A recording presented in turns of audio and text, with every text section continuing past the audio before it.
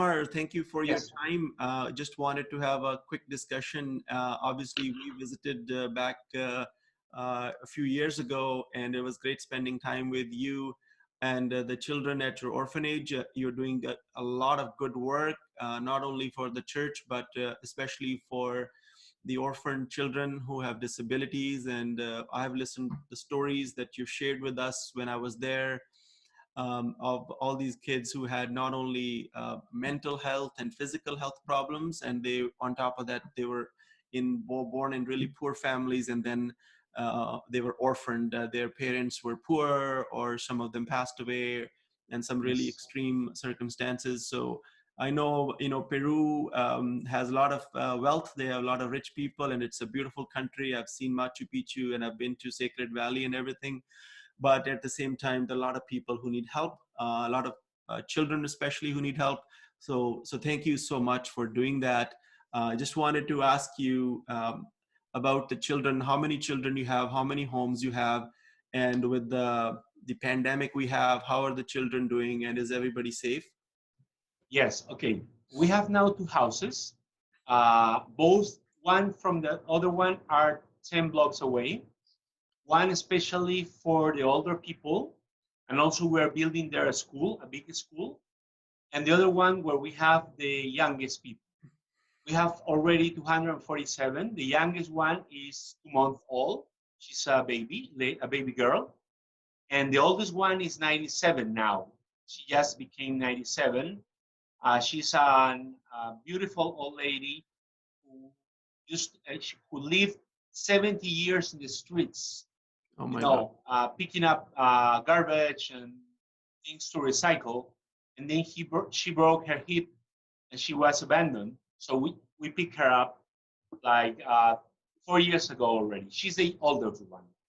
In between those two, we have 247 people with different illnesses, psychiatric illnesses, with special abilities, Down syndrome, mentally disabled, etc., and with physical disabilities also.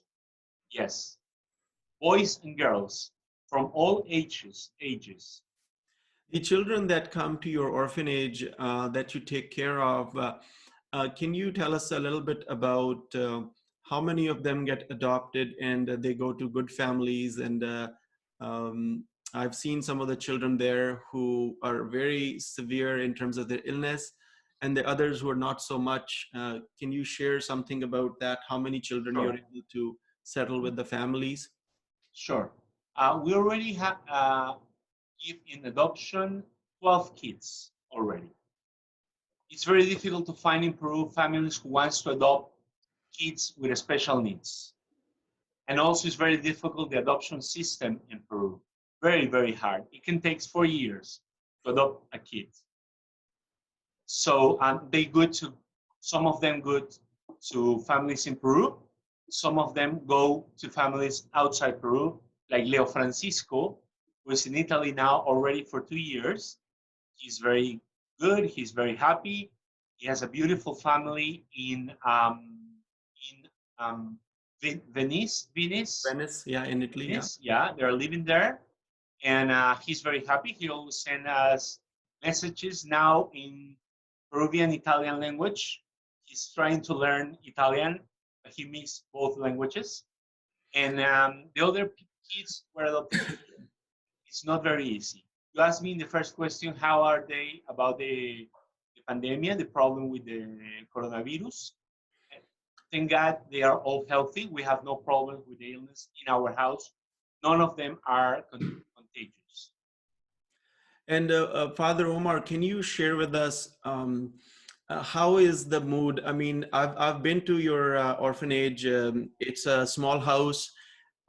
There are 4 or 5 rooms, and you have so many children that are living in small beds, and they share a lot of space together, and they're packed, but they have a lot of problems. They don't have a family, but they also were very happy when I was there.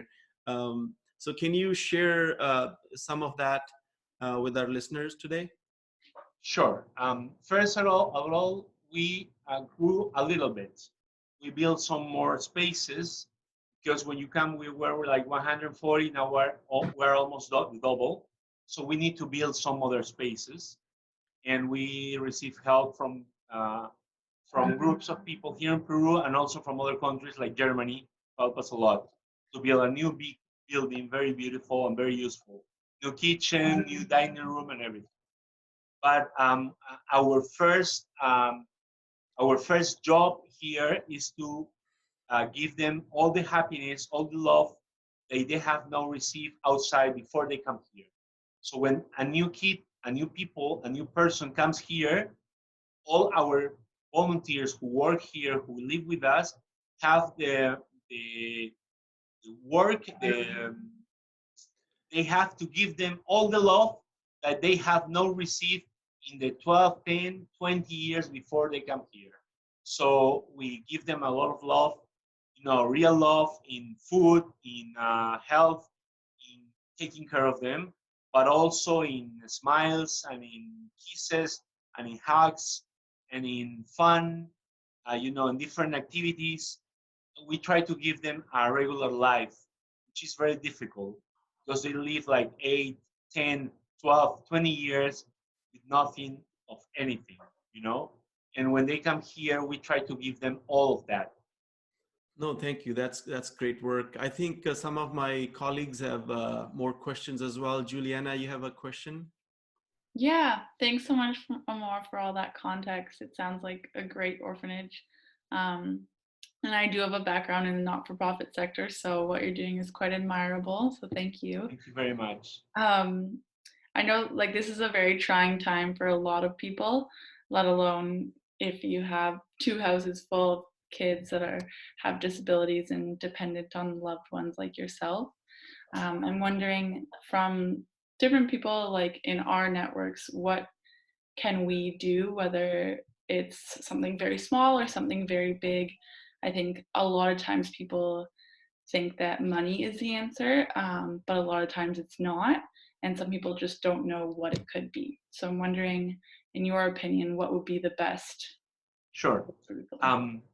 Every time that there is a big problem in Peru, like this, or like 3 years ago, we have the problem with I don't know, when it rains when it rains in the mountains, it comes a lot of, I don't know how you call it. Floods? Yeah. Floods? Sorry? Yes, the floods. Yeah. Mm-hmm. So 3 years ago, we have a big problem also. Yeah. And our place, la Asociación de las Bienaventuranzas, is now a place that refers a lot of people to help. So we not only are taking care of the kids, which is our first preoccupation, our first priority. Yes, Mm-hmm. but also we try to help all the people around, a lot of people around. So we in this program actually will began a campaign like 1.5 months ago to make baskets of food to give the people who needs food. So we already make 80,000 baskets. Wow. Each one of 25 soles, more or less, and wow. with the help of a lot of people around. So I know the solution is not only money, but it helps to help people to eat, but also the solution is solidarity. Also the solution is praying. Also the solution is to change the vision of the world now. A world which is very, very um, egoista. How do you say it? Selfish. Selfish. Very Yeah. selfish. Now we have to think that we are not going to survive if we are alone. We have to create networks, relationship between all the people around the world. I think that's the other solutions for these problems. Mm-hmm. Yeah, I would agree. Thank you. So, Father Omar, in the past, I have sent some of the people that I knew. Pat Lamana was one that maybe 2 years ago came to visit you. You'll remember him. Yes. I think he came down there. He had really good things to say about you and the work that you're doing. My question for you is that obviously once the pandemic goes away, a lot of people visit Machu Picchu and they go through Lima. And they are good-hearted people. They genuinely want to help. Sometimes the bigger foundations who are also doing a good job, but they have a lot of bureaucracy and a lot of layers. And sometimes the donors don't appreciate that if their money is going to the ultimate person or the child that needs it.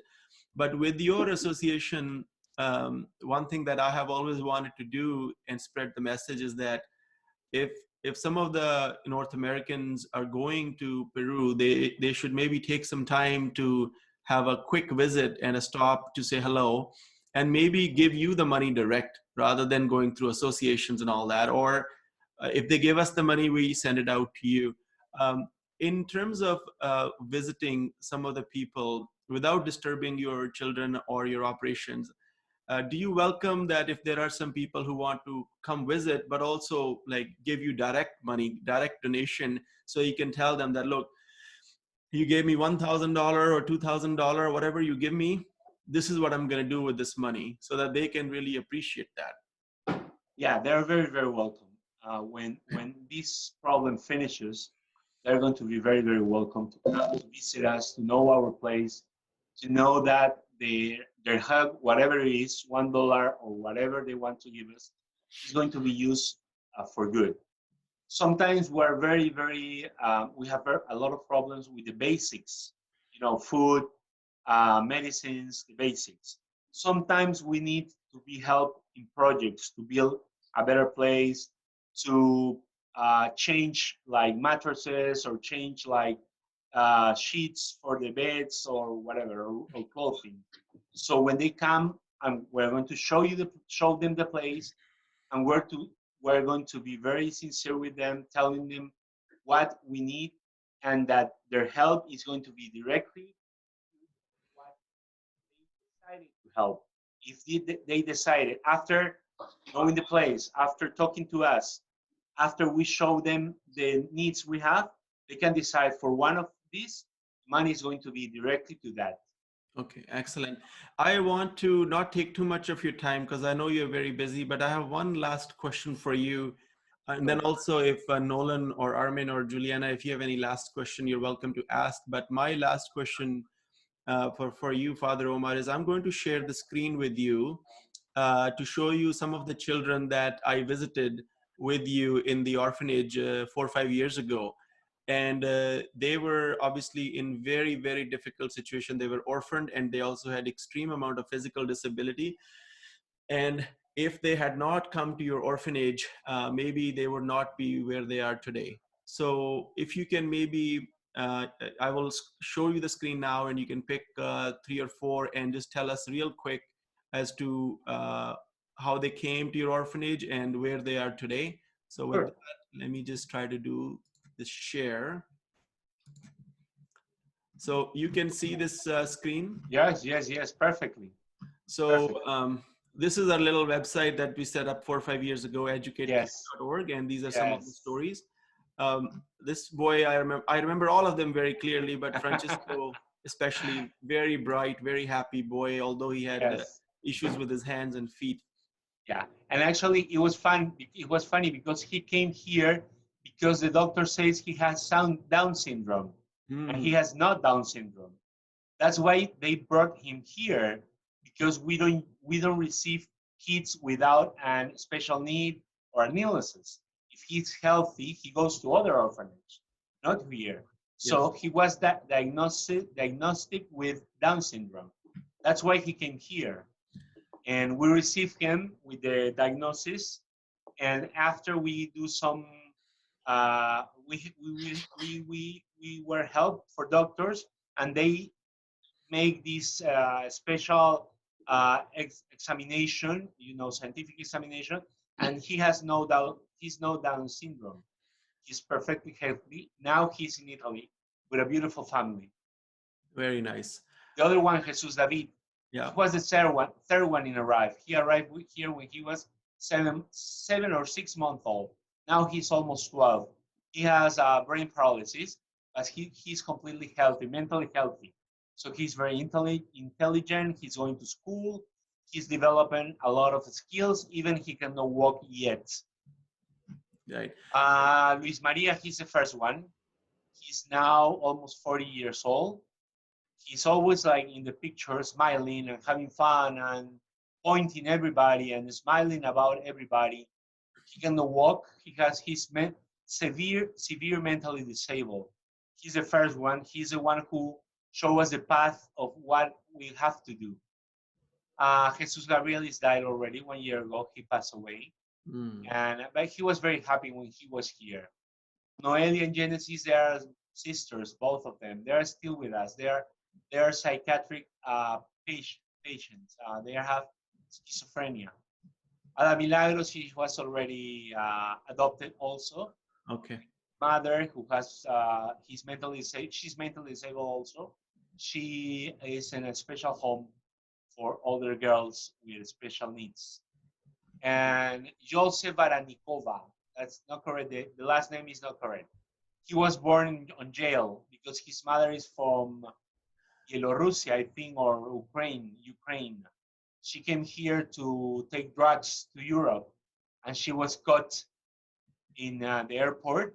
So Mm. she went to jail, and she met a guy. She got pregnant, and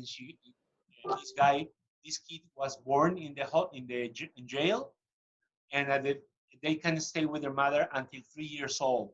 So at 3 years old, he has to leave the jail, Oh my and he God. went to a friend of the mother who has no the capacity to have him. He has special needs. He's mentally disabled also. Yeah. Salvador, he already died. Also, he died already. He was very sick, very sick, but he was very happy with us. Fabricio, he's very thin right there. He's now is a little bit fat, fatso guy. Yeah. He's now adopted for Marco and his wife. He's Yeah. very happy, very feel. Aaron, he's 50 years old.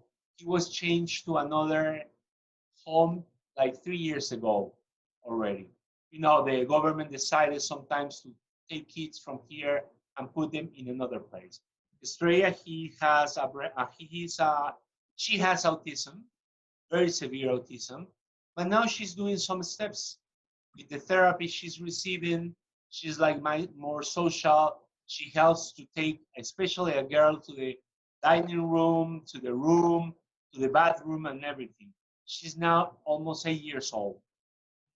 Yes, the other one, Medalit. Yeah, she's she has a very severe problem with brain, not brain paralysis, but mentally disabled. She Mm-hmm. was found in a house in the jungle. She was tied to a tree in the back of the house, like an animal, Mm. like a little dog. Sorry, but it's well like that. It was like that.